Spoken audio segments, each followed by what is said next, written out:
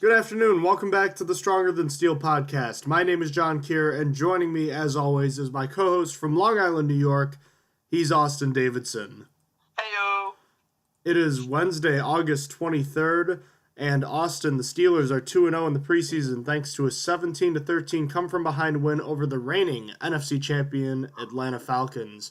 Before we get into the game, we have some injury news to get to. First, Steven Johnson left the game on Sunday with a hamstring injury. I don't know if you know about this, but I certainly have no information regarding a timetable on that injury at this point. No, I haven't seen anything. I haven't seen any reports about when he's coming back or anything. And then the one that caught most everyone's attention early in the game was that Javon Hargrave, the Steelers starting nose tackle, suffered a concussion and is currently still in protocol as of today. So he's not expected to play in the Steelers' third preseason game against the Colts and likely will not play until the regular season. So we will keep you updated on that. But now we can get right into the game. Unless there's any other Steelers news you could think of right now, Austin. Nope, not that I could think of. I guess we could mention that in practice today it was reported that Cody Sensabaugh was taking first-team cornerback snaps from Ross Cockrell, and we'll get more into Cockrell's performance later, but this could be an interesting sign that Sensabaugh not only might start the third preseason game this upcoming week, but Ross Cockrell may have lost his starting job permanently, which I don't know how your feelings on Cockrell were, Austin, but the way I look at it is it's not good if Cody Sensabaugh is the starting cornerback on this team.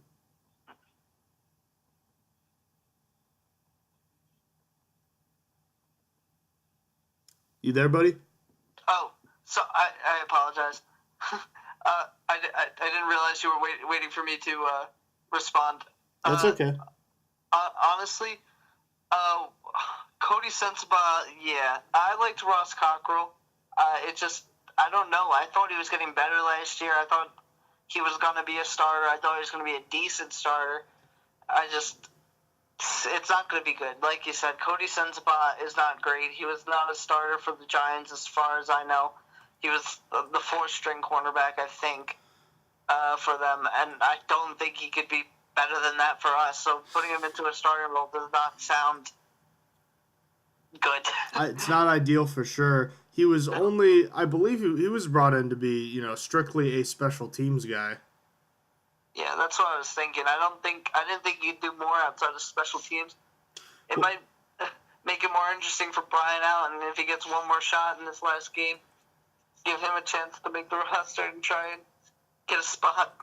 Yeah, well, I think we're more sure now than ever that Mike Hilton is going to be playing on the 53-man roster this year. I just looked up the stats, my apologies. Cody Sensabaugh has only had 2 career interceptions, and the same goes for Ross Cockrell. So I'm trying to figure out the game because both of Cockrell's interceptions came in 2015. I remember one came against Baltimore, but I'm trying to remember when was the last time he had an interception? Not for a while. Obviously, you said they were both in 2015, so none last year, but I can't remember it. Oh, okay. I just pulled it up here.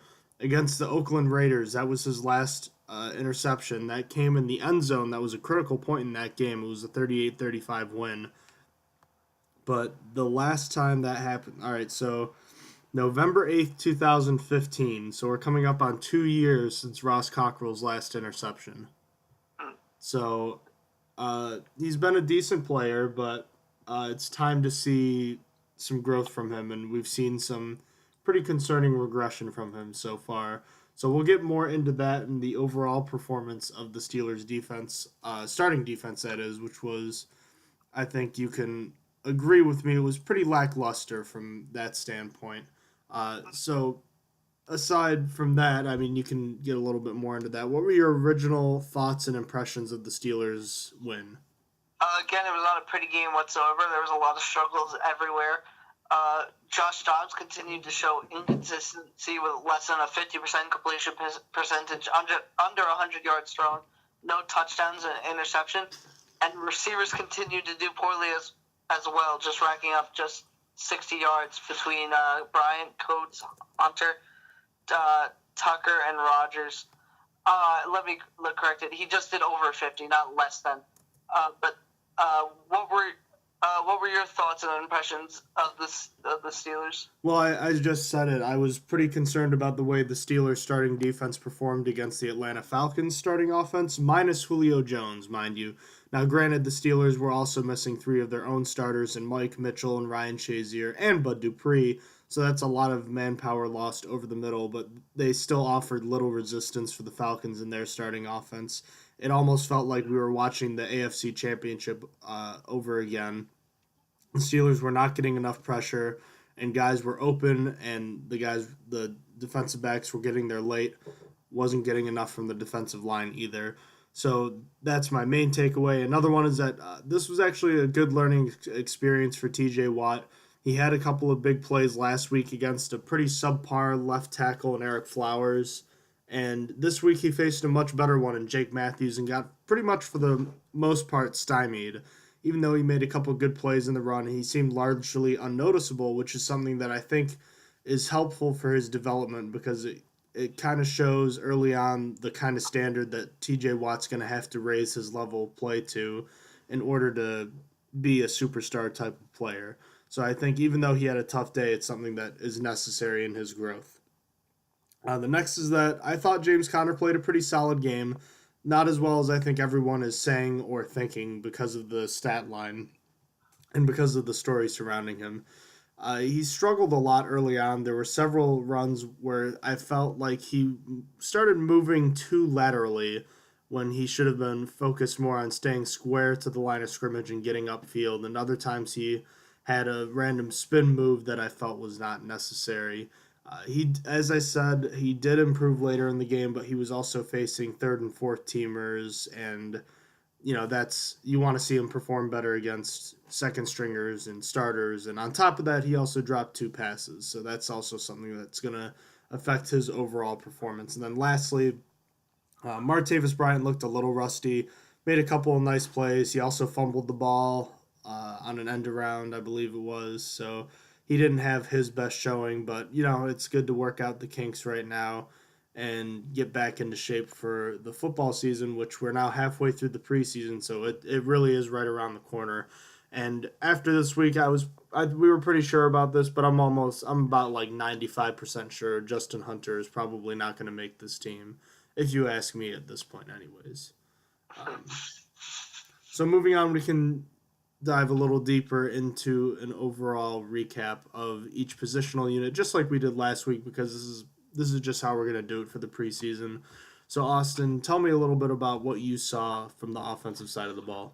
Oh, I believe this is a more rough game than last week of the Giants. In total, there was only 189 yards of total offense in this game, and that's really rough. It's tough to imagine that a team performing like that won, but they managed it out still. But both quarterbacks threw an interception. Only Houston threw a touchdown. And combining the two quarterbacks' passing performances doesn't even surpass 100 yards passing. I just think the whole offense had a really tough time here, and only the rushing game turned out decently. And only toward the end of the game when third stringers were in for the Falcons. And even then, Connor's performance wasn't even like that special to me. It was decent. It was a nice game. I might just be being pessimistic since Connor averaged just under 5 yards to carry, which isn't bad at all. But I felt like it just wasn't that great. It was just a decent performance. What did you see from the offense? It wasn't a very good day, particularly through the air. I think it was a total of 90 passing yards. And, Houston threw the only touchdown of the day, but I didn't think he was all that impressive. He threw a pretty ugly interception at the end of the game. Dobbs had an up and down, but mostly down game. And the most notable plays for him include his interception where he was giving great effort, which should be noted, but at the same time, it was also unnecessary because he could have made the play sooner before he was being rushed, and the decision to toss the ball forward in that situation was clearly not a smart decision when considering he was falling to the ground at the time.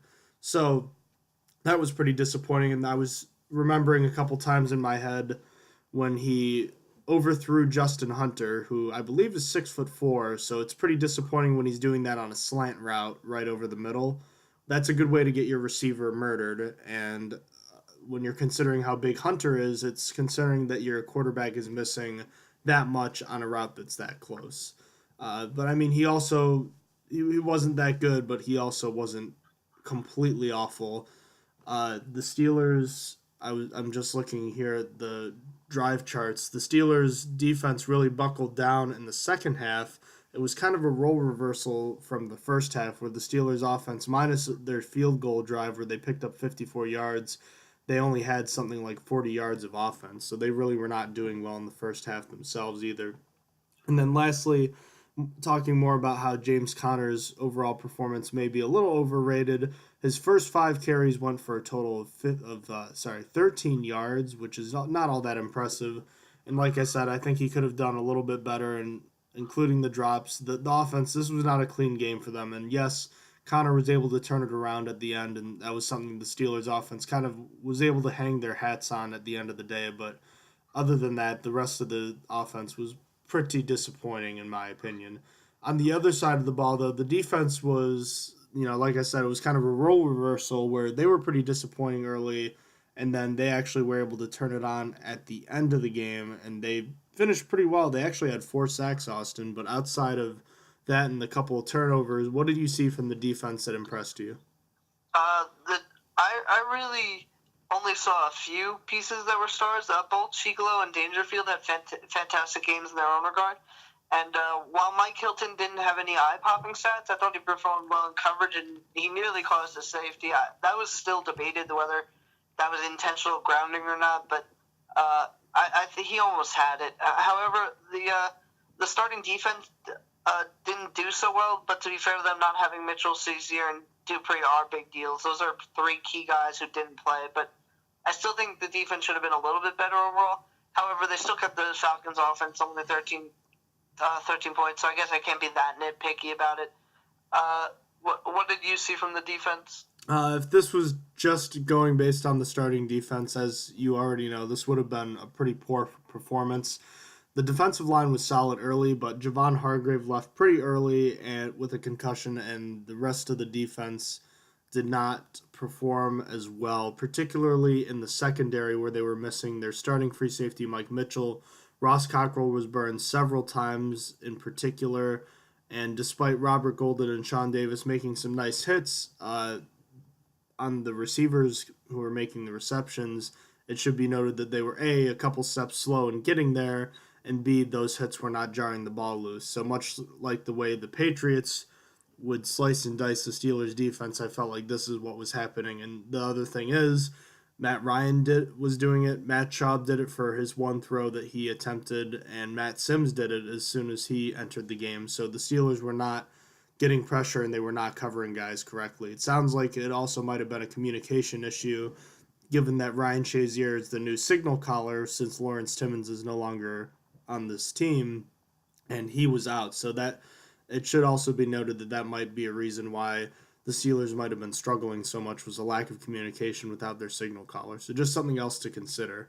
And yes, the depth of the Steelers' defense proved to be superior as they finished with 4 sacks and only gave up 34 total yards in the second half.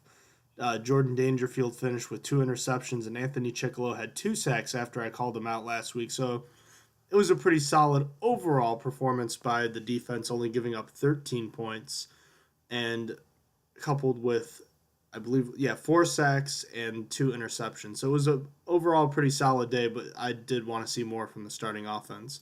Last but not least, we have what's probably been the most, in fact, I think you could definitely say the most impressive unit of the Steelers so far this preseason, being the special teams. Oh, yeah.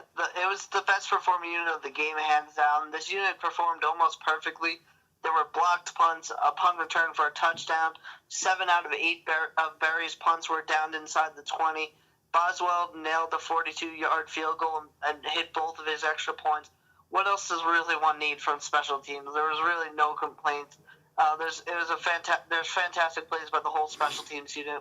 What do you think? Yeah, I mean, you look across the board here, just about everything you could ask for from a special teams unit. You got good punt and kick coverage. You got a kicker who made all of his kicks. You have a punter who downed 7 of his 8 punts inside the 20-yard line. A punt return touchdown, like you had mentioned, and I felt like the kick returns were also not terrible this week.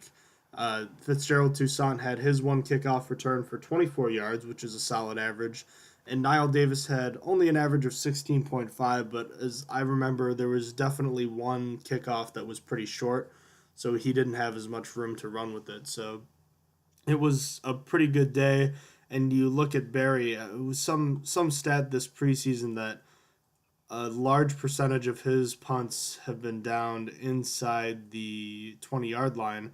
I'm seeing if I can do a double check on my stats here. I'll have to look at that later, but he's definitely been a great player so far. And Barry seems to be someone that's gotten better every year, and hopefully that is the case because it's been a long time, Austin, since the Steelers have had a special teams unit that's clicked on all sides. It's usually been something that's been pretty tough and something that I know for sure, especially with penalties, that has frustrated the Steelers over the past few years. Mm, gotta agree.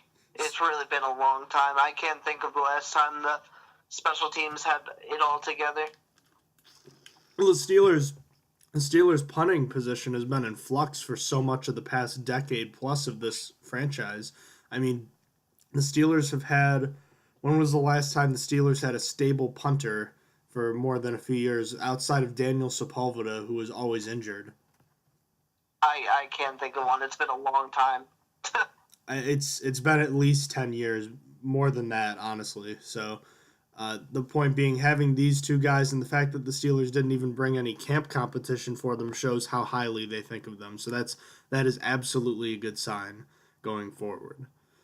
Now we can move into our next segment, which is, of course, beginning with the Stronger Than Steel Big Stop of the Week. Last week, we had our inaugural award, and this award goes to a defensive player, or maybe it could go to a couple for a big defensive, or in this case, special teams play that is made that has an outcome on the game, or changes momentum, or has some sort of impact in the game on a macro level. So this could include a sack, a goal line stand, a big tackle, a hard hit, an interception, or in this case, a blocked punt, which is why I selected Roosevelt Nix for the Stronger Than Steel Big Stop of the Week, with the Falcons leading 13-3 right before the half.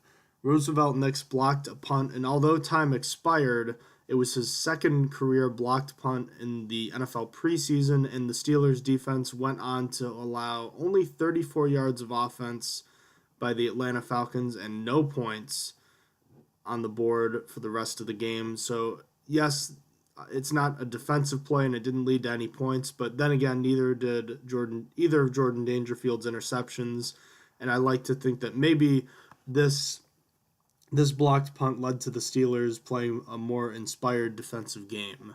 So that is why Roosevelt Nix gets my big stop of the week this week. Austin, who is your Stronger Than Steel player of the week? I had to give it to Jordan Dangerfield. I wanted to give it to Jordan Berry because of his fantastic kicking, but Jordan's fared well in this game. But Dangerfield just had a fantastic game with 3 tackles, 2 passes defensed, and 2 interceptions for 19 yards, making him the Steelers player of the week, just slightly over the special teams Jordan Berry. Let me ask you, right on the spot here, give me one player that thoroughly impressed you and another that disappointed you, because I also thought we should talk a little bit about Mike Hilton. I know you mentioned him briefly, but he played really well again for the second straight week, and I'm not saying you should mention him or anything in what I just asked you to do, but I think he's been very impressive too, so I wanted to get to that as well. The player that I'll start with disappointed, I'm going to go back to him, is Ross Cockrell. There was just a long ball that sailed right over his head. He just seemed to be out of position. It was really rough for him, and it was against backups, of course. So this is not the regular season. This is preseason, which has probably ended up to why Cody Sensabaugh is getting first-team snaps at the moment. It's just he wasn't doing good. On the impress side, I'm going to have to go with Roosevelt Nix. Roosevelt Nix, he just kind of showed up one day. I don't really it's weird to say, but I don't even really remember any hype about him ever. He just kind of showed up out of nowhere, and then he just became a great fullback. He was injured most of last season, and he came in. I think it was after week 6, but I might be wrong there. And he just started doing fantastic. He was a great blocker. He's great, and he just did amazing on special teams. So he's just been impressing me as he has been. It feels like he came out of nowhere, in my opinion. So who impressed and disappointed for you? Well, first and foremost, the player that disappointed me was Joshua Dobbs, and that's not because I was expecting, a huge game from him, but I was expecting him to play maybe a little bit better than he did last week. And I don't know, I feel like the plays he made weren't the interception he threw was, that was a dumb decision, but it was also somewhat fluky. I feel like the interceptions he threw in week 1 were just atrocious and just really not good interceptions. I was kind of hoping to see a little bit more from him. I was really disappointed to see the big number that frustrated me was the 3.7 yards average a completion. So he's averaging just over 3.5 yards per completion, which is really, really not enough when it comes to throwing the ball. So I was pretty disappointed in him. And as far as players who impressed me, I'll go with Anthony Chickillo, even if his 2 sacks weren't vital to the outcome of the game. I called him out last week, like I said, when is this guy going to get on the field? Is he just going to be a camp darling, or is he actually going to get something done? And he got 2 sacks, so he played really well. He had 2 tackles for loss. He had a pass defense and 2 additional quarterback hits, so he definitely came to play last week, and I thought he was a good player on this team.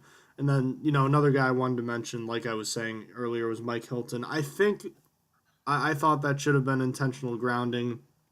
I haven't even seen Hilton in coverage so much. It's been mostly him and run support and, rushing the quarterback. Like we all said, it's about him making plays, and he's been making plays all preseason. There's no reason to think that he won't continue to do so. But I digress. Austin, is there anything else left about the Steelers and their preseason game win over the Falcons that we need to discuss before we can move on to bigger NFL news? No, not that I can think of. Do you know the time and date of the Steelers' next preseason game against the Colts? It is Saturday. I can't remember. I know the last one is August 31st. It's coming up soon. Today's Wednesday. I think it's the 29th. It's Saturday, the 26th at 7:30 is the third preseason game against the Colts. Oh wow, it's way quicker than I expected. So yeah, it's just 2 days from now, and then the final preseason game is, like you said, the 31st, which is a week from today at 7:30 at Carolina. So that'll give the Steelers a nice long break before their first game of the year, which is September 10th. So yes, it's coming up fast though, so don't sleep on it. This is definitely the biggest week of the preseason. Oh, Austin, how have we not mentioned Le'Veon Bell and everything that's been going on with him? I put it on the next one, but we can talk about it now. All right, yeah, let's talk about it. Mm-hmm. So Le'Veon Bell tweeted out yesterday that he will be reporting on September 1st, the day after the Steelers' last preseason game. It's kind of a shame, in my opinion. As you could see with Martavis, it's a little different because since Bell played last year, but Martavis was a little bit rusty. It was good for him to get his gears going. I don't think Martavis is going to be bad or anything, but it's just he got his gears going. He got some game time in, and he's back. I wish Bell would be here to play for just one drive of the preseason, but I get that's not happening. What are your thoughts on it? So Cleveland isn't a tune-up game? A tune-up game? Yeah. Cleveland isn't a tune-up game for Le'Veon Bell? It should be. I guess it should be, but Mm-hmm. I don't know. We've heard so much on both sides of the argument this preseason about, Bell should sit out. He's trying to prove a point. He doesn't need to, sit in here and get injured. But then on the other side, it's like, oh, he needs to be in football shape. It's like, oh, okay. Yeah, he might be rusty too, but at the same point, I'm sure he's staying in shape. So they're both sides to the argument. I think they're both valid to a certain extent, but I think both sides have been exhausted beyond belief. Bell will be back in, I believe, 8 days, is what he said. So I have no problem with accepting that being the case. So that's as much as I have to say about that. I'm looking forward to this saga being over, and the Steelers and Bell can focus on winning football games and getting back to a Super Bowl. So that's what I have to say on the matter. Other NFL news we wanted to get to: trouble in Jacksonville. Quarterback Blake Bortles has just been benched in favor of Chad Henne, the backup quarterback, for their third preseason game. Now, Blake Bortles, the former, I believe it was 11th overall pick. I know he was a first-round pick of the Jacksonville Jaguars just a few years ago. In fact, only 2 years ago, he threw for over 30 touchdowns. I think it was something like 35, 37 touchdowns and 4,000 yards. And all of a sudden, he's losing his starting job to a backup in Chad Henne, who hasn't started many games over the last few years. Is Blake Bortles done in the NFL? He just got so bad so fast. It seemed as though Jacksonville finally found their guy for a little bit, but now he's just kind of crashing down. He's looked awful even in preseason, and it's not like the receivers have been bad either. D.D. Westbrook has been fantastic for them. It just looks like he's bad. He's really struggling. But that being said, I don't think his NFL career is over. But because of his contract, I don't think he's a starter, at least this year. I personally don't think he'll probably be a starter ever again. But his contract has a clause in it that if he gets hurt, the Jaguars owe him $19 million, which if he was a good quarterback, it would be worth it to risk it. But he's been the way he's been playing, it's just not worth him to have him in the game as the Jaguars management. It's just do you think they're going to keep him as like a backup, like active on game day, or do you think they're going to do what the Redskins did a couple of years ago with Robert Griffin III and just make him an inactive player? I think they'll still have him as a backup because I don't even know who their third stringer is, to be honest. It can't be good if it's the Jaguars' third stringer. Is there any chance they just release him outright? I don't think so. I don't think that's a possibility. I don't know. I don't think they've given up on him just yet. I just don't think they have as much belief in him as they did. They might have made a mistake with Bortles. It is quite a strange, perplexing scenario. You even look at his stats last year, and they don't scream terrible. I think it was 23 touchdowns, 16 interceptions. Yeah, those aren't great numbers, but it's not like they're terrible. But you talk to his former college coach, and he says his throwing mechanics are so beyond recognizable. He doesn't even know it's Blake Bortles throwing the ball. It's a strange phenomenon we've seen as Blake Bortles kind of becomes a shell of the potential we saw in himself. So it is very strange for sure. And as far as is he done in the NFL, I don't know. I think there is a very good chance that we don't see him in the same capacity ever again. Certainly not as a starting quarterback. He has basically one last chance, and it's unfortunate for him, but it's just so bizarre that he's fallen off so quickly after he was drawing a ton of comparisons to good quarterbacks, including guys like Ben Roethlisberger, and he had that really great year a couple of years ago. It's something I really can't wrap my brain around, and I think the rest of the NFL is struggling to do so as well. One player, on the other hand, that I think most people have made up their minds about is Brock Osweiler. And a week after starting left tackle Joe Thomas said that it looked like Osweiler was going to be the starting quarterback, the coaches have decided to go in the opposite direction and have named quarterback Deshaun Kaiser the starter and are now looking to trade Osweiler. So they have Osweiler. They've already tried trading him before. They found nobody that wanted him. Is this something that's really realistic? The Browns offered to eat half of his contract earlier in the offseason, so, it could be realistic, but it has to be a really quarterback-needy team, like maybe the Jets or anyone who really needs to upgrade at backup, because just doesn't seem like Osweiler can be a starter. If the Browns don't believe in him, that's bad. What do you think? You pretty much summed it up. I don't see anybody accepting a trade with him unless if there's an injury early on, which certainly is possible. But oh god, I don't even know. Just say like Joe Flacco goes down for the season or something like that. Even then, like I'd still see them saying, we believe in Ryan Mallett more than we do Brock Osweiler. Uh, maybe it's a situation in Denver, which we'll get to that again in a minute, but there aren't many places I can think, God, the quarterback situation here is so bad. We need someone like a Brock Osweiler that like he's just not that good at all. Maybe Los Angeles for the Rams if Jared Goff has an injury or something like that, but I don't know. I don't see it. I think Osweiler is not a good player, and I if the Brown like you said, if the Browns don't believe in you, if they don't think you are anything that is worth keeping, then it's time for you to move on. So moving on to the next scenario, we were just talking about Denver. Trevor Siemian, last year's starting quarterback for the Broncos, has been named the starter permanently in Denver, meaning that former first round pick Paxton Lynch will be the backup again. So now, I believe this is his second or third season? Second season, right? Yeah, second season. Is Paxton Lynch a bust yet? If he is, then yeah. If not, then I want to know how much longer the Broncos need to wait on him before they can consider him a bust.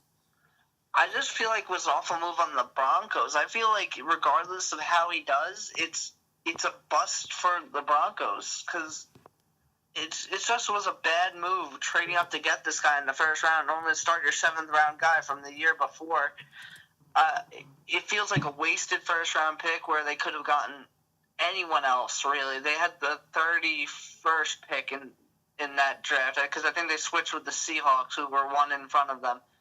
And I think they should be shopping Lynch right now while they can and turn it into something, because it's not like Siemian will be retiring soon. And in my opinion, there's no point in having the same quarterback battle every year. Just bringing a new face that has a chance to beat out Siemian, because the chances are if Lynch beats out Siemian next year, it's not going to be by much. They're still going to be just barely good. If Paxton Lynch couldn't do it this year, it doesn't give me hope for future years that he's going to be that much greater than Siemian, that it's like, oh, he needs to start. I feel like they should just bring in a new face that could actually compete with Siemian and trade Lynch now while he's young and still has a cannon, because his arm is still fantastic. I hated Denver's move when they drafted him. What do you think? I'm pretty much in complete agreement with you. I was so confused because I couldn't remember everything you were saying, like the strong arm. It didn't compute with me. And then I remembered I was thinking of a different player, Jordan Lynch. I don't know if you remember him. Do you, Austin? No, not at all. The former NIU quarterback, Northern Illinois, Jordan Lynch set several college football records, including the single-game quarterback rushing record for 321 yards versus Western Michigan in 2013. He was a finalist for the Heisman Trophy in 2013, and I kept thinking Jordan Lynch, not Paxton Lynch. Jordan Lynch was not drafted and actually ended up in the Canadian Football League. It says right here he actually retired from professional football just this year. Interesting to know. But I was thinking about a different Lynch. Paxton Lynch was interesting because the big quarterback conversation last year was between Jared Goff and Carson Wentz. I don't really remember hearing much about Paxton Lynch, and then he's drafted as a project player from Denver, and I'm like, oh, maybe interesting, but I don't know. I never really liked the quarterback draft class last year, and so far it's shown because a 4th round quarterback has been the best by far. So, I mean, time will tell on Lynch. I think he's still got another year or two to prove himself, but obviously this is not a good sign if he's not going to be able to take the starting job from a guy like Trevor Siemian, who doesn't have that strong of an arm. Last but not least, we have an injury in the Monday Night Football game between the Cleveland Browns and the New York Giants. Odell Beckham Jr. injured his ankle, and that's recently reignited a conversation amongst the league, the fans, and everyone that's been discussing the length of a season over the last few years. There have been talks about reducing the preseason to 3 or even 2 games. What are your thoughts on the possibility of that happening? I don't like it for the main reason that football is not around for that long of a time. For that to be acceptable in my eyes, preseason would have to start at the same exact time, and the whole season would have to move up a week, which would be weird because that would make the Super Bowl, instead of happening anywhere between February 1st and 8th, or however it goes, I think it might be weird. It would happen the week before, January 31st through the 20 whatever. I don't think that's happening. Yeah. And that's not going to happen. What's just going to happen is that they're going to cut off that one game, and preseason is going to happen a week later. And that just, football is already not long enough as it is. There are 16 games in the season that you can watch for the regular season. I apologize. 16 regular season games, including the one bye week that each team has. And that's already short enough. Like, there's not enough football. I really want more football. And even though preseason has been widely renowned in the sports world as one of the worst preseasons out of all the sports, if not the worst, it feels like something. It feels like something's there. It's fun to watch. And here's the thing. Coaches don't have to put these players in if they don't want to. It's just they are putting them in, and they risk injury. It's football. You hit people. It's hard. And I do see the argument for that it was a dirty hit. I do. But it's really hard as a defender trying to make a team when the defender is right there. You're not allowed to hit them in the head, obviously. Hitting them high is bad. So you go low where you're already slipping and hit them in the foot. I'm going off on a little bit of a tangent here about the actual injury, but so he hit him in the ankle, or it was the shin in my opinion, and then it just hurt his ankle. And it's like, where can you really go for him? He was slipping, and he wanted to stop the play. He needs to show that he can stop it even when he is not. He was in a bad position. He was starting to fall. He had to do what he had to do. He's a man fighting for his roster spot. I don't actually remember which round it was, but I don't believe it was someone that was like on the 53-man last year. So he has to do whatever he can. And if taking down the receiver to stop him from getting there, if it takes a dirty play, that's what it's going to take. It was legal. So as long as it was legal and doesn't cost the Browns a penalty, that was fine. But back to the main argument, that shouldn't be a reason to lower preseason from 4 to 3 or 2. Teams should just try to use their stars less frequently, and just know that injuries happen. It's a thing that happens. Not every team is going to escape without injuries. I really wish Antonio Brown didn't get injured 2 years ago against the Bengals when Vontaze Burfict knocked him out. Probably would have beat the Broncos in the next game with him, but it's part of the game, and I know that's postseason and it's different, but playing in preseason is the same thing. You're playing football. You're going to get hurt. That's just my thoughts on it. What do you think? You could have opened up a huge can of worms with that whole Antonio Brown, Vontaze Burfict thing. The Steelers might not even win that game if it's not for Burfict making that, an idiotic play. Mm-hmm. In fact, they probably don't, but that's, like I said, that's a can of worms. We can talk about that at any other time. I agree with you. This is not a reason to reduce preseason games from 3 or 2. I do, however, appreciate, and I'd be okay with trying what it's like with only 3 preseason games. I feel like, the third week of the preseason is the one everyone cares about. That's when the starters play the most. That's when they're tuning up, quote unquote, more often than any of the other weeks. The first week is turning more and more into like the fourth week of the preseason where none of the starters play. So I think that's not necessarily helpful for the league, and I would also lobby for making the Hall of Fame game. Yes, it's the first football game of the year, but maybe do what they've done with the NFL regular season, and they have the first game of the year is a Thursday night game, instead of a Sunday 1 o'clock game or a Sunday night game or a Monday night game. It's the first Thursday night game of the year, so it's the first regular season game of the year. It's still week one, but it's more important. So maybe do that with the Hall of Fame game, so that way two teams don't have to play 5 preseason games, which is outrageous in my opinion. But at the same time, there are still plenty of games to be played. You're just eliminating one of the games.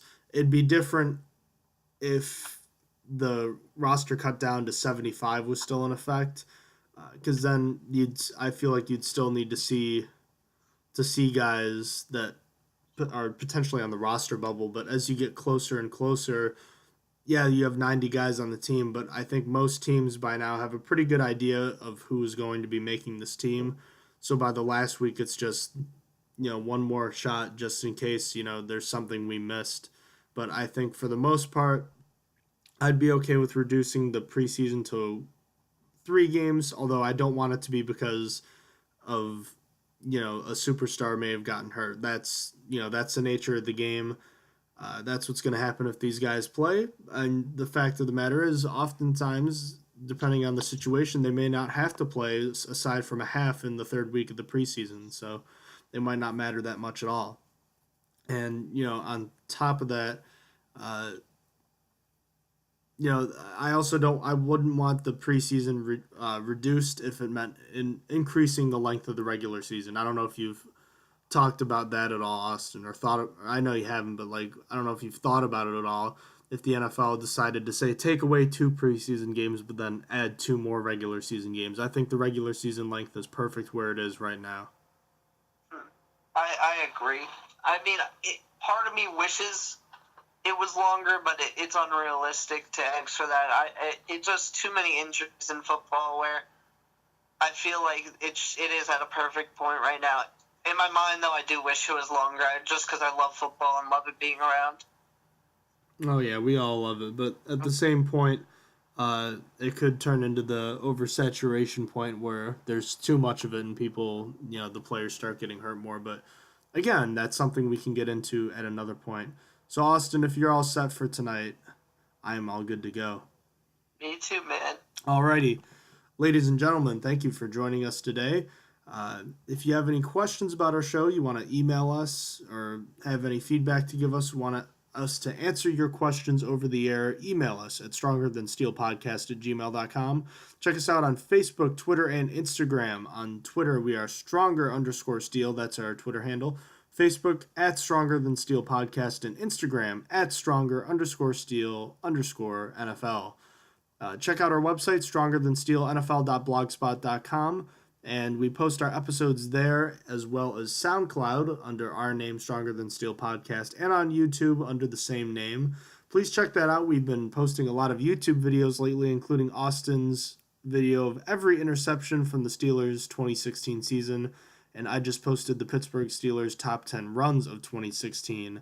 Upcoming, we've got the Steelers' top 10 catches of 2016 at some point soon, hopefully, and as well as all the Steelers' sacks from the 2016 season, and hopefully the top 10 plays of 2016. We still have some more to go in 2016 before the start of the 2017 season. We still have a couple more weeks to get it done. So, Austin, with that being said, you have a good night, and listeners, thank you for joining us today.